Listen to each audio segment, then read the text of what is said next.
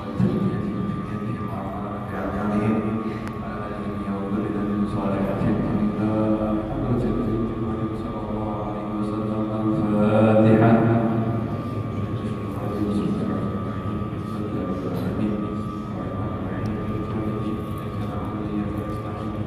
اهدنا الصراط المستقيم صراط الذين أنعمت عليهم غير المغضوب عليهم ولا الضالين.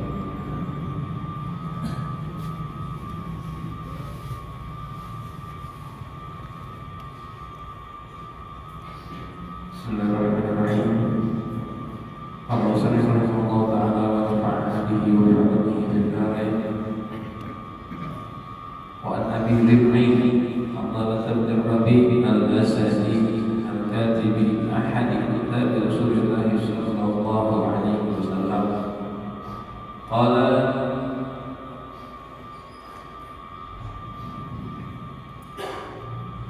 laqiyani Abu Bakr radhiyallahu anhu wa qala kaifa anta ya Hanzalah qultu nafaqa Hanzalah qala subhanallah ma taqulu qultu nakunu 'inda Rasulillah sallallahu alaihi wasallam yadhkuruna bil jannati wal na'i ka'anna ra'ya 'ainin fa idza kharajna min 'indi Rasulillah sallallahu alaihi wasallam fasna al-azwaja wal awlada wad dhai'ati nasina kathira. Qala Abu Bakr radhiyallahu anhu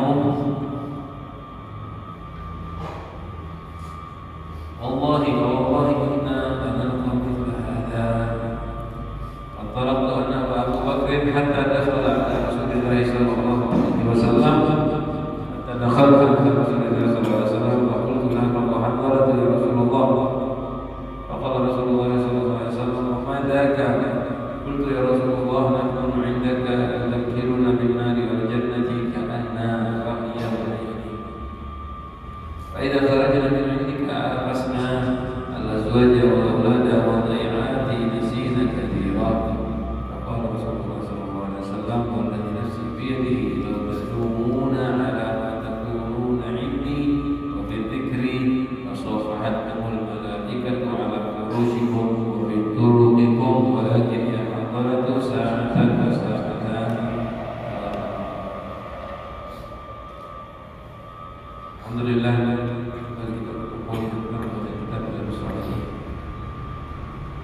lanjutkan ke bab ikhtisas salat.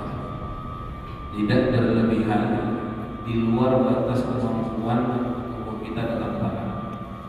Akhirnya kita baca cerita Sayyidina Abdullah bin Amr bin As yang mana beliau bersumpah berjanji nggak mau tidur, maunya qiyamul terus, maunya puasa terus, dan setiap hari, setiap malam menghatamkan Al-Quran. Lalu dinasihati Rasulullah SAW, jangan puasa setiap hari. Akhirnya sampai akhir beliau puasa dari Daud dan bangun sebagian malam, tidur di awal lalu bangun dan menghatamkan Al-Quran. Di sini disuruh Rasulullah SAW 7 hari. Ketika dia sudah tua, beliau mengatakan, seandainya dulu aku ikuti perintah Rasulullah SAW tidak berlebihan, sekarang aku tidak kesulitan.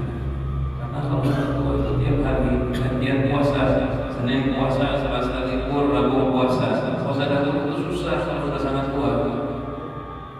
Ngaji sudah sulit dan pandangan sudah mulai ragu. Yang mulai badannya nggak kuat, walaupun nggak tidur kuat, tapi tubuhnya nggak kuat. Itu gambaran dari Rasulullah SAW yang mengerti bagaimana keadaan kita. Jadi sampai hari mau mengerjakan taat, jangan mewajibkan diri kita sendiri. Mungkin itu ringkasannya.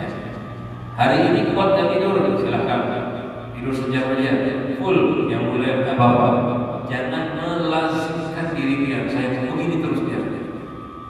Hari ini mau puasa Daud, bulan ini, tahun ini, silahkan. Tapi jangan pernah berjanji saya mau kayak gini seumur hidup. Jangan. Tahun depan, berapa tahun ke depan kan akan tambah tua. Nggak tahu keadaan kita. Naudzubillah takut sakit. Kalau udah berjanji gimana? Badan kita sakit kan muntah dan seterusnya. Kerjakan yang tidak mampu, saat tidak mampu ya kurangi. Jangan pakai berjanji. Ini sekarang cerita lagi gambaran bahwa ada sahabat Rasulullah SAW, sahabat yang Sayyidina Hanzalah bin Rabi, Sayyidina Hanzalah bin Rabi al-Asadi. Beliau ini salah satu sahabat yang tukang tulisnya Rasulullah Sallallahu Alaihi Wasallam. Kaum Ansor, seorang kaum Ansor yang membantu Rasulullah Sallallahu Alaihi Wasallam. Nah, Sayyidina Hanzalah ini memang tidak banyak riwayat hadis dari beliau, cuma 3 aja hadis. Cuma riwayatnya 3 hadis saja, ini salah satunya. Jadi kita dapat 3 hadis dari beliau, ini salah satunya. Sayyidina Hanzalah mengatakan, aku bertemu dengan Rasulullah, dengan Sayyidina Abu Bakar As-Siddiq. Lalu Abu Bakar bertanya, gimana kabar kamu wahai Hanzalah? Kaifa ya Hanzalah? Gimana kabarmu Hanzalah? Qultu, lalu Hanzalah mengatakan, nafaqa Hanzalah. Hanzalah telah menjadi munafik. Sayyidina Abu Bakar tanya, apa kabar dia Hanzalah? Hanzalah bilang, nafaqa Hanzalah. Hanzalah menjadi munafik. Atau bisa diartikan begini, aku takut telah menjadi munafik. Aku takut telah menjadi munafik. Abu Bakar bilang, qala subhanallah. Kalimat subhanallah ini kadang-kadang diartikan ya untuk takjub, diartikan juga untuk tanzih. Gak mungkin ya tak pulang yang kamu ngomongkan Hanzalah. Subhanallah, seakan-akan Abu Bakar tahu ya Hanzalah, orang soleh gak mungkin sembarangan. Subhanallah ma taqul, maha suci Allah, apa yang kamu bilang Hanzalah? Takjub, gak mungkin kamu munafik. Maksudnya apa? Hanzalah menjawab, nakunu inda Rasulillah. Aku bilang kata Hanzalah, kami Abu Bakar, kita ini bersama-sama duduk dengan Rasulullah Sallallahu Alaihi Wasallam. Yudzakiruna, beliau mengingatkan kita berdua, mengingatkan kita bil jannati wan nar, dengan surga dan neraka. Karena seakan-akan surga dengan neraka itu ra'ya ainin, kita lihat dengan mata kepala kita sendiri. Jadi kalau kita bersama Rasulullah itu kita melihat surga dan neraka seakan-akan melihat dengan mata kepala. Saat Rasulullah menjelaskan surga dan neraka, saking khusyuknya, saking hadirnya hati kita, kata Sayyidina Hanzalah, saat itu kita fokus benar-benar takut kepada Allah, benar-benar mengingat akhirat, seakan-akan surga dan neraka kita lihat pakai mata kita. Wa idza kharajna min Rasulillah, ketika kita keluar dari Rasul sallallahu alaihi wasallam, fasna azwaja wal aulad, kita kumpul, main-main, canda dengan istri dan anak-anak kita, lupa dan sebagainya. Wadai'ati, sibuk mengurus pekerjaan kehidupan, nasina katsira, tidak lupa banyak dengan yang kita rasakan di hadapan Rasulullah SAW. Saat duduk sama Rasulullah, mendengarkan nasihat Rasulullah, kata beliau, di mata saya ini seakan-akan melihat surga dan neraka jelas. Artinya sudah hatinya benar-benar tidak mikir dunia sama sekali, seakan-akan berada di akhirat. Tapi waktu kita pulang ke rumah, lupa. Bermain-main dengan istri, bermain-main dengan anak. Kan biasa, kita kalau pulang begitu kan ada yang bermesraan, ada yang canda. Afasna azwaj wal aulad wal wadai'an, sibuk cari nafkah hidup. Lupa lagi sama ngaji, sama ingat akhirat, lupa. Sibuk mencari duit. Lupa banyak. Qala Abu Bakar mengatakan radhiyallahu anhu, wallahi inna lanalqa mithla hadza, demi Allah Hanzalah, saya juga begini. Saya mendapati hal-hal yang seperti ini. Jadi kadang sama Rasulullah ingat, kadang-kadang ketika pulang kadang-kadang lupa. Karena ngurus ikhwan kan, bukan lupa yang haram ini hadirin ya. Fantalaqtu ana wa Abu Bakr hatta dakhalna ala Rasulillah. Akhirnya kita berangkat.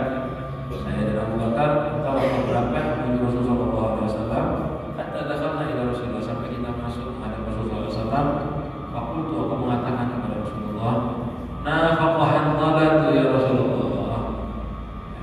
Jadi sama seperti omongan kepada Sayyidina Abu Bakar, telah menjadi nifaq munafik Hanzalah, atau diartikan Hanzalah takut menjadi munafik ya Rasulullah. Rasul bertanya, wa madzaka, apa maksudnya kamu itu munafik? Harus ada dijelaskan. Jadi munafik karena apa? Untuk Abdullah mengatakan, ya Rasulullah, nakunu indaka, kami bersama kamu ya Rasulullah, tudzakiruna, kau mengingatkan kami binnari wal jannah, dengan neraka surga. Karena ra'yana, seakan-akan neraka dan surga itu sudah ada di hadapan mata. Wa idza kharajna min nikah afasna al-azwaj wal aulad wal dhai'ati. Kalau kita pulang dari engkau ya Rasulullah, kita menghadapi istri, menghadapi anak, mengurusi nafkah, nasina katsiran, kita lupa banyak ya Rasulullah. Pahamlah Rasulullah maksudnya adalah jadi munafik. Ya, munafik bukan munafik yang sesungguhnya, yang di hati menyimpan kekufuran, tapi merasa dirinya berbeda. Saat Rasulullah keadaannya A, saat pulang keadaannya B. Nah, begitulah sahabat radhiyallahu anhum. Ada perbedaan kayak gini aja merasa dirinya munafik. Padahal tidak munafik. Faqala Rasulullah, lalu Rasulullah SAW mengatakan, walladzi nafsi biyadihi, demi zat yang jiwaku berada pada tangannya, yang demi Allah adalah, lau tadumuna ala ma takununa indi, seandainya kalian itu rasa hati kalian, keadaan pikiran kalian selalu sama seperti ketika kalian bersama aku. Wa fi dzikri, dan seperti kalian sedang berzikir, keadaan kalian sudah selalu sama. La safahatkumul malaikatu, niscaya akan bersalaman kepada kalian malaikat ala furusyikum, di atas tempat tidur kalian, wa fi turudikum, di atas pada jalan-jalan kalian. Seandainya biar Hanzalah itu kayak seperti ketika dengar tausiah tadi tentang neraka dan surga, Rasulullah bilang, Hanzalah, kalau kamu sama keadaannya seperti di aku, dan ketika dikir sepanjang waktu sama, ketika ketemu istri, ketemu anak, tetap ingat terus full, niscaya malaikat bersalaman dia di tempat tidur dia, di jalan dia. Walakin sa'ah wa sa'ah, walakin ya Hanzalah, tapi Hanzalah sa'ah wa sa'ah. Kalimat sa'ah wa sa'ah ada artinya gini, tapi Hanzalah ada saat buat dia ibadah, ingat sama Allah, lupa dari manusia. Wa sa'ah ada saat lagi dia ngurusin istri, ngurusi anak, cari nafkah buat keluarga. Rasulullah pun iya kan, memperbolehkan. Memang ada suami istri nggak bisa dia menikah, habis nikah nggak sadar sama istri dia, ingatnya ibadah terus, nggak mau ngurusi istri. Kebalikannya, perempuan habis nikah ulun sibuk sama Allah, bang, kadang mau ngurusi dia. Nggak bisa. Ada saatnya kita ibadah sama Allah, ada saatnya ngurus rumah tangga. Sampai sering diterangkan ceritanya Siti Zulaikha yang cinta bukan main kepada Nabi Yusuf, sampai memaksakan diri, padahal saat itu Siti Zulaikha sudah punya suami, menggoda Nabi Yusuf karena tidak tahan dengan ketampanan Nabi Yusuf, sampai suaminya meninggal. Siti Zulaikha pun karena banyak menangis, diceritakan buta matanya, buta dan tetap rindu kepada Nabi Yusuf. Jadi sudah mulai agak tua itu kayak orang gila, pikirannya Yusuf saja. Pengennya berharap bertemu dengan Nabi Yusuf. Akhirnya saat sudah bertemu dengan Nabi Yusuf, disadarkan tentang Allah, obat Siti Zulaikha obat masuk Islam, nyembah Allah. Saat beribadah kepada Allah, Zulaikha merasakan kelezatan, kenikmatan menyembah Allah yang tidak pernah dirasakan sebelumnya. Itu akhirnya disuruh nikah sama Nabi Yusuf. Yang diperintahkan untuk menikah dengan Nabi Yusuf, apa yang dikerjakan? Favoritnya dari kecil, dicintai. akhirnya sudah tua, dapat berhasil menikah dengan Yusuf. Kira-kira apa yang dikerjakan Zulaikha? Nggak disentuh Nabi Yusuf. Zulaikha sibuk dengan sajadahnya seorang Nabi. Kenapa? Sudah nikmat merasakan lezat menghadap Allah, sampai nggak mau lagi sama Nabi Yusuf. Sibuk ibadah. Karena memang orang tua kalau sudah merasakan lezat dekat dengan Allah, bukan main. Saat itu turun perintah teguran buat Zulaikha. Ya Zulaikha, bentuknya kamu, merawatnya kamu Nabi Yusuf, itu juga ibadah kamu. Ya kan? Jadi walaupun ibadah taat bukan main, tetap ngurus rumah tangganya itu juga bagian dari ibadah. Nah begitu Sayyidina Hanzalah, bukan munafik ini Hanzalah. Munafik itu kalau di depan Rasulullah pura-pura bagus luarnya, tapi hatinya nggak seneng. Munafik itu kalau pulang ke rumah, kumpul dengan teman-teman kafirnya, ngomongin Rasulullah, hatinya benci, itu munafik. Tapi kalau Hanzalah ini di hadapan Rasulullah, hatinya ingat, nggak benci dengan Rasulullah, nggak menyembunyikan kekufuran. Hatinya bukan main ingat pulang ke rumah.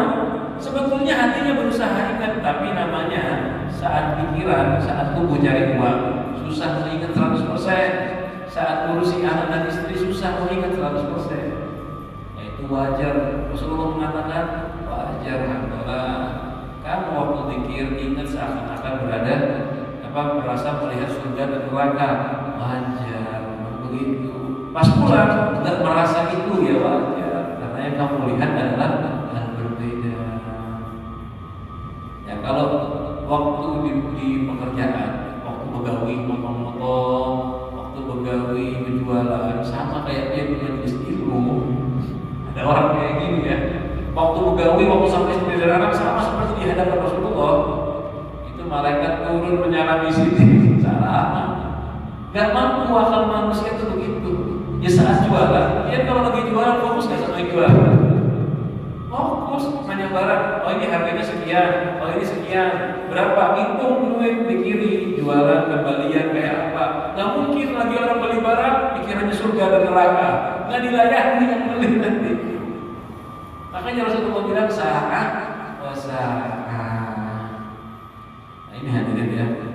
Ini bagaimana hebatnya Rasulullah SAW. Cuma ingat hadis ini jangan salah dalil. Ini hadis harus dipelajari, diperhatikan dengan dari beberapa saksinya. Nah, kadang-kadang tuh kita begini sudah selesai, sudah paham akhirnya hadisnya, sudah paham kan? Berarti ada saat kita ingat sama Allah, ada saat kita bukan lupa, bukan bahasanya bukan lupa dengan Allah. Ingatnya berbeda dengan ingat saat majelis. Jangan nanti sering jadi kendala begini hadirin. Ini adanya hawa nafsu dan syaitan. Pak Pian ibadah terus. Jangan terus-terusan ibadah, main-main sekali-kali. Orang ibadah itu lihat Rasulullah, ada saatnya ibadah, ada saatnya main-main. Ini pertama perhatikan ya, itu salah dengan kayak gitu. Dilihat Hanzalah ini saat bersama Rasulullah hatinya full maksimal. Jadi yang dipermasalahkan Hanzalah bukan jumlah ibadahnya, bukan belajarnya, tapi keadaan hati. Keadaan hati saat duduk di depan Rasulullah sama keadaan saat bersama istri dan anak dengan cari nafkah beda. Saat sama Rasulullah keadaannya maksimal ingat, saat sama keluarga cari nafkah ingatnya berkurang. Itu loh permasalahannya di hadis ini. Bukan pilih ibadah sama pilih main-main, bukan hadirin. Jangan membandingkan cari nafkahnya dengan saat yang di masjid, jangan. Yang dimaksud ini ingatnya hatinya. Kan di sini masalahnya ingat hati. Cari nafkah bagus. Bukan berarti hadis ini suruh kita, kita kerja aja kalau kayak gitu ada apa-apa, kalau kita nggak ingat, salah. Yang dipermasalahkan Hanzalah adalah keadaan ingat hati saya saat cari duit, kasarnya ya. Berbeda sama keadaan hati saya saat bersama Rasulullah SAW. Itu yang dipermasalahkan. Jadi memang biar saat di majelis tetap datang, tetap ingat, pulang ke rumah, jangan berlebihan. berlebihan juga cari nafkahnya, jangan berlebihan juga main-mainnya. Ya, karena sudah pasti itu nggak ingat sama Allah. Dan juga jangan disamakan kita dengan Hanzalah. Kenapa? Kita ini di majelis ilmu. Kalau dibandingkan sama Hanzalah di rumah, lebih ingat sedikit daripada kita. Kita sekarang lagi majelisan. Kayak apa? Terbayang nggak surga dan neraka di depan mata? Orang kadang-kadang Ustaz cerita surga dan neraka dibuat candaan kok kitanya ketawa, nggak takut. Itu di majelis ilmu, apalagi di luar. Nah, saya dengan Hanzalah tidak seperti itu. Jadi ini urusan hati. Permasalahannya itu urusan hati.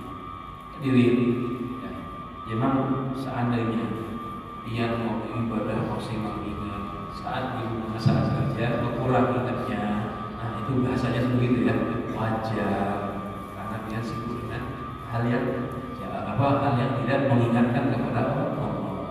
Yang penting kerjaannya halal, yang penting main sama istri dan anaknya jelas halal, kan sunnah malah yang muda abah bermesraan dengan istri halal, main-main dengan anak halal, malah di satu sisi jadi ibadah.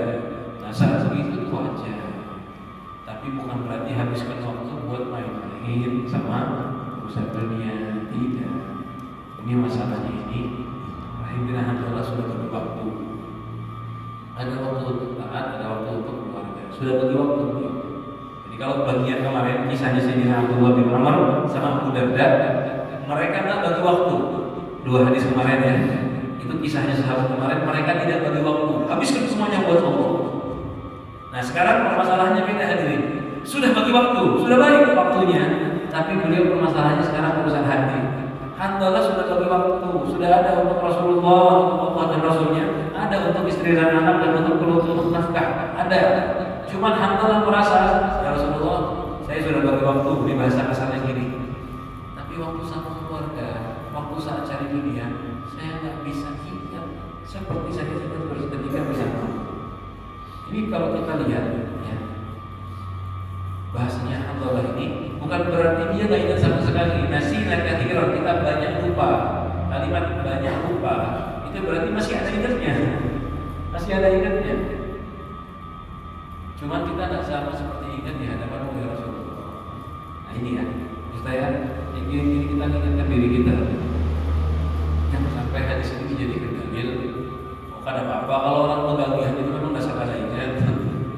Gak mungkin dia ingat terus sama Allah dan Rasulnya. Jangan dijadikan dalil begitu. Karena kita ini terus terang sholat aja khusyuk susah.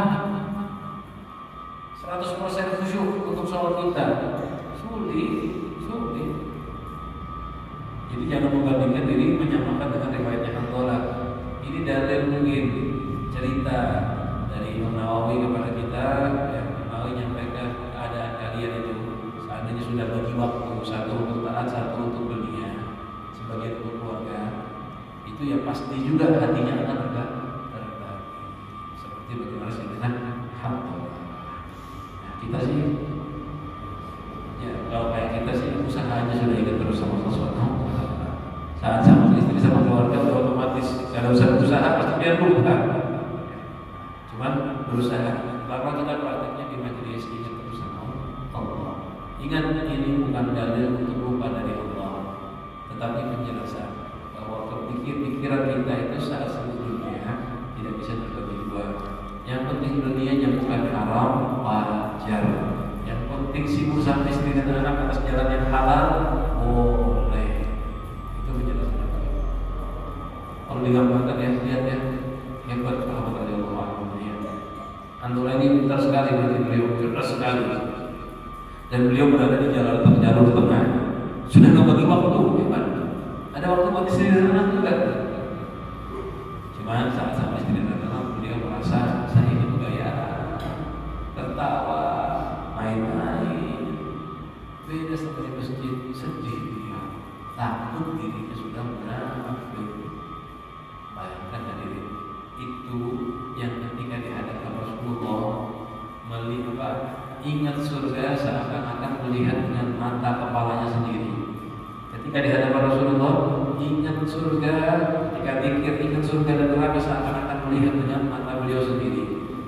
Saat sibuk dengan istri dan anak sering lupa, tapi tetap ingat. Makanya beliau sedih tadi, merasa dirinya munafik atau takut jadi munafik. Bayangkan bagaimana orang yang hadir majelis ilmu tetap lupa. Bayangkan bagaimana orang yang baca zikir dan ingat. Zikir itu peringatan, dia tidak ingat. Bayangkan bagaimana keadaan orang yang sholat gak merasa menghadap Allah. Kayak apa keadaannya kayak gini?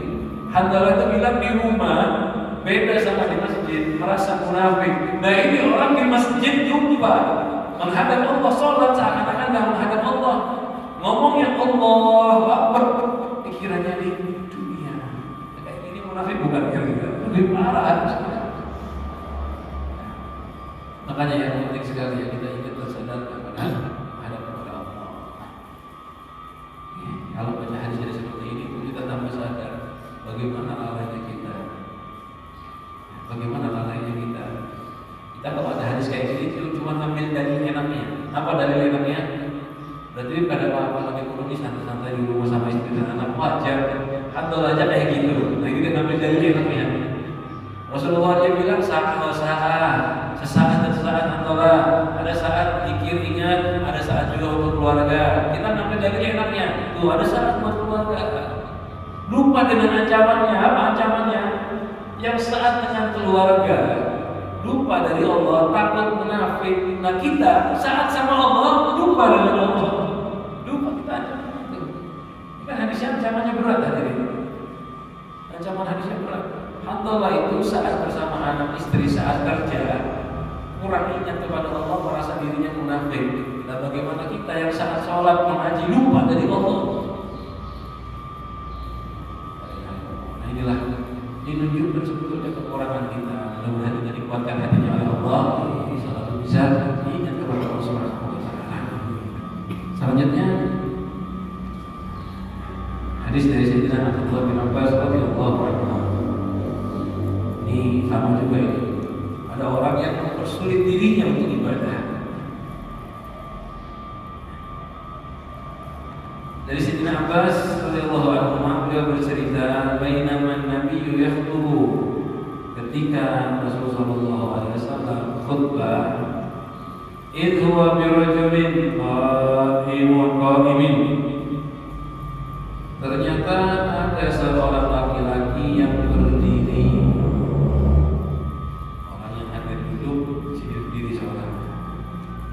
Faqalu fas'ala anhu, lalu Rasul tanya siapa dia? Faqalu, sahabat menjawab namanya Abu Israil, julukannya Abu Israil, namanya Yusair al-Ansari. Dia Abu Israil Yusair al-Ansari ya Rasulullah. Kenapa berdiri? Nadara an yakuma fi syamsi, dia bernadar mau berdiri terus di bawah terik matahari. Wala yaq'ud, enggak mau duduk, bernadar saya mau berdiri.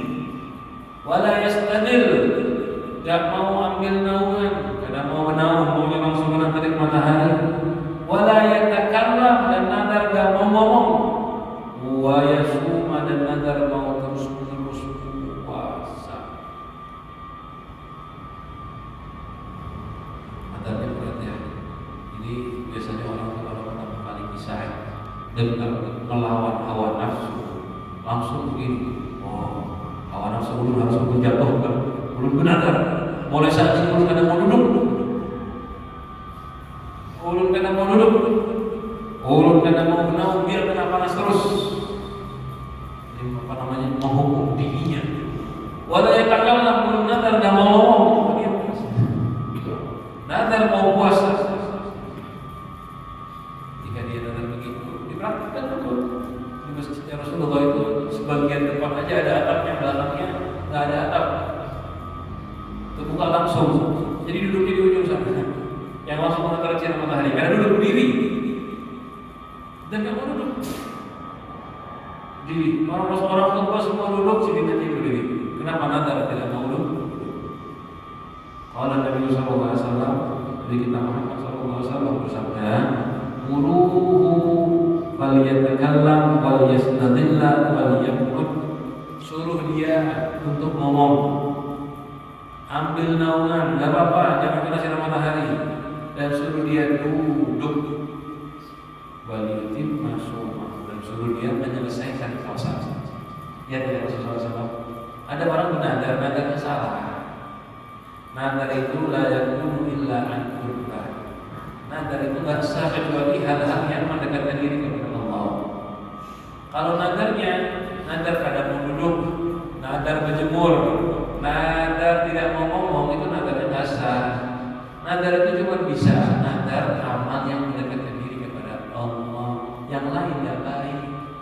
Makanya Rasulullah dari 4 nadar dia berdiri, tidak bernaung, tidak mau ngomong, dan yang keempat puasa. Semua sudah dibatalkan kecuali satu. Al-Yutimna Sauma, sempurnakan puasanya. Karena puasa sunnah, puasa qurbah mendekatkan diri kepada Allah, perbolehkan puasa. Jadi nadar tabar itu nggak bisa. Biar buru hawa nafsu. Kayak apa? Buru mau berjemur seharian di matahari. Bernadar. Gimana ini? Nadarnya kasar. Nadarnya nggak dapat. Nadar itu dalam bahasa fikih iltizamu qurbatin lam tatahayyan. Mewajibkan sebuah amal pendekatan diri kepada Allah yang artinya ibadah sunnah yang tidak wajib. Kita wajibkan akan diri kita, itulah yang disebut dengan nadar. Ulun nadar mau qiyamul lail, jadi nadarnya. Ulun nadar mau sholat sunnah qabliyah subuh, jadi nadarnya. Nadar mau i'tikaf pagi hari ini di masjid, jadi nadarnya. Dan nadar itu harus diucap ya. Kalau nggak diucap nggak jadi nadar. Nadar yang penting sunnah, jadi nadarnya. Kalau dia nadar, ulun nadar mau menebang pohon 100 pohon, ada jadi nadarnya. Ulun nadar mau jalan-jalan ke Jawa, ada jadi nadarnya, jalan-jalan.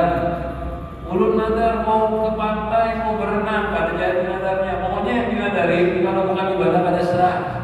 Ulun nadar mau lagi sama masjid, ada sah nadarnya, malah dosa. Ya, apalagi nadar yang dosa. Nadar itu sesuatu sunnah yang tidak wajib. Nah, kalau hal yang tidak diperbolehkan di syariat, nggak sah nadar. Sesuatu yang bukan sunnah, nggak sah juga nadarnya. Ulun nadar mau kedip 100 kali, tahu kedip, ada sah nadarnya, nggak jadi nadar. Ulun nadar ada mau duduk berdiri, itu bukan amaliyah sunnah, bukan amaliyah ibadah, sehingga nggak masuk amaliyah nadar. Nah inilah Rasulullah melihat begitu langsung dilarang, jangan berlebihan, nggak boleh nadar kayak gitu. Dan Rasulullah menjelaskan menjemur, menghukum diri dengan terik matahari, menghukum diri dengan tidak berdiri, itu bukan bagian dari sunnah. Menghukum diri nggak mau ngomong. Nggak mau ngomong bukan berarti jaga lisan sekarang. Ini nggak mau ngomong sama sekali. Walaupun baik nggak mau ngomong. Itu nadarnya kan begitu. Itu juga bukan bagian dari ibadah. Kalau dia jaga lisan dari omongan yang nggak berguna baru ibadah. Ini nggak mau ngomong. Itu bukan ibadah. Rasulullah menjelaskan kayak gini. Jadi sahabat, kalau nadar, ya nadar yang jenis ibadah, sholat, berdiri di panas matahari dan sebagainya, itu bukan bagian dari kadang-kadang kita gitu hadirin, mempersulit diri. Biasanya itu orang baru belajar, semangat berlebihan. Ulun ngomong nafsu. Kalau kayak kemarin kan kisahnya ada 3 orang sahabat, yang satu ngomong tiap hari mau puasa, gitu. Tapi yang lagi bilang saya kan mau nikah. Padahal bukan ibadah itu, ditegur sama sahabat. Ini ada laki lain lagi mau menjemur, nggak mau bernaung sama sekali. Jadi hidupnya di bawah terik matahari. Hadirin, panas di Madinah itu kayak panas di kita, apalagi zaman dulu. Panas itu bisa sampai 60 derajat. Bisa sampai 60 derajat lagi panas-panasnya. Normalnya itu 50 derajat. Kita ini kemarin, ya seminggu yang lalu lah, seminggu lebih. Karena merasakan sampai sekarang gitu, jadi baru lagi panas-panasnya. Itu cuma 30 lebih aja, nggak sampai 40. Bayangkan kalau 60 kayak apa panas. 40 yang sebagai bagaimana beliau saat itu 60 derajat berdiri langsung di bawah terik matahari.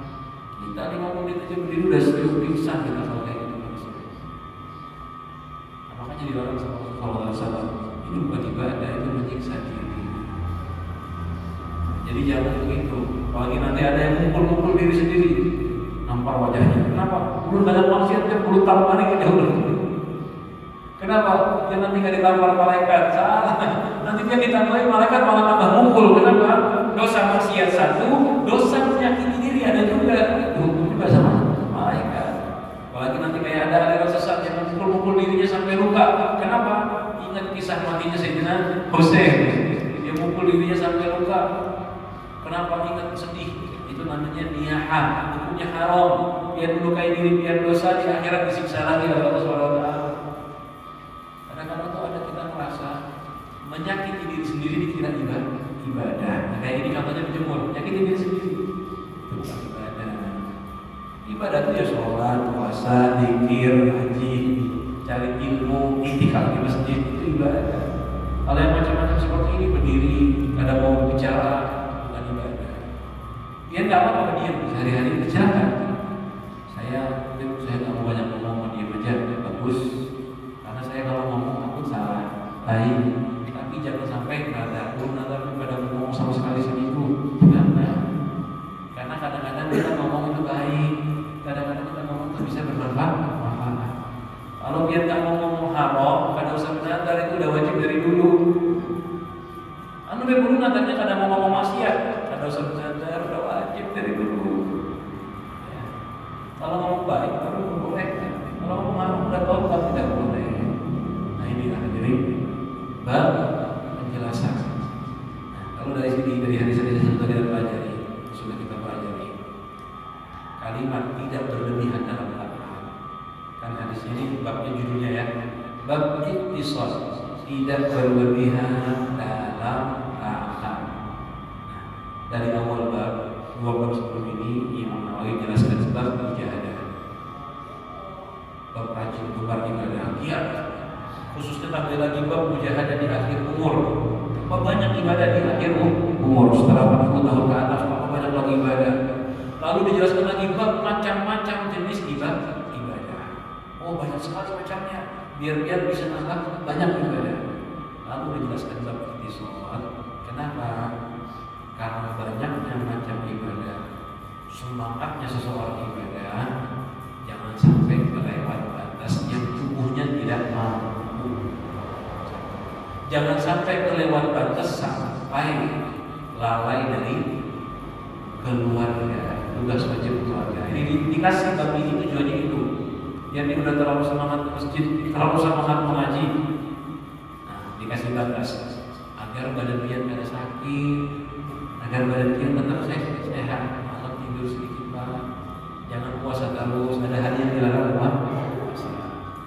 Jangan sibuk ibadah terus, kalian kesian istri dan anak.